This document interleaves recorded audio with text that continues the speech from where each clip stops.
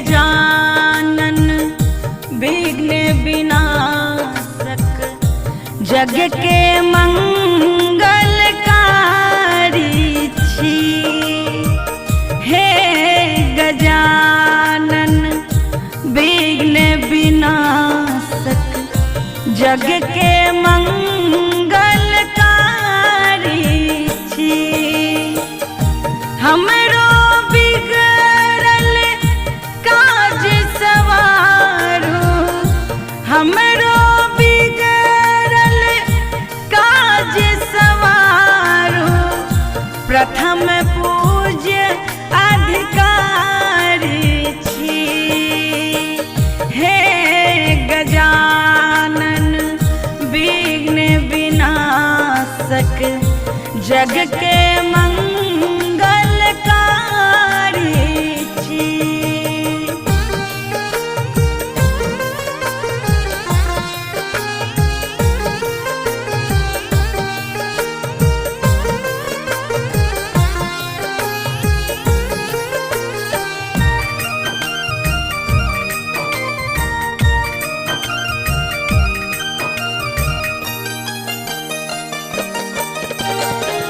देवक देव अछि पिता यहाँ के, पार्वती महतारी अछि। रिद्धि सिद्धि के दाता देवा, मूषक करै सवारी छी। आबि पधारू हमरो घर यहाँ, विघ्न के ललकारै छी। हे गजानन विघ्न विनाशक जग के मंगलकारी छी।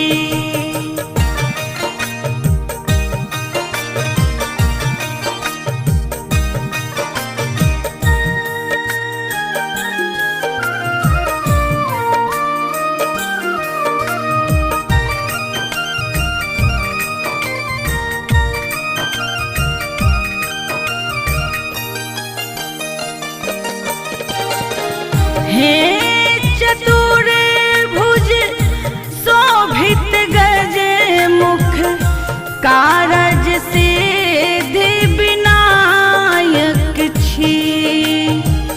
पहिले सुमिरन अग्रिम पूजा, आहि तो गणनायक छी। दूर करू बाधा जीवन के, आहि तो विघ्न विनाशक छी। हे गजानन विघ्न विनाशक जग के मंगलकारी छी।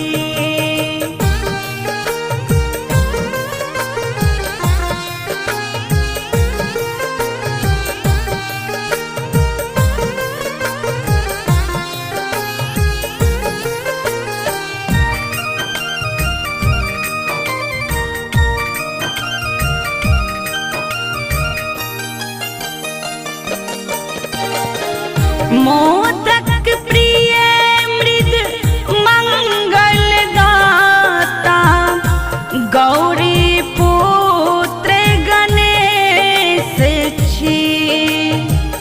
सुमिरन में यहाँ सन्मुख होइयो, हारै सब हक कलेश छी। तन मन अर्पण आहि के समर्पण, हे शरणागत हितकारी छी। हे गजानन विघ्न विनाशक जग के मंगलकारी छी। हमरो बिगड़ल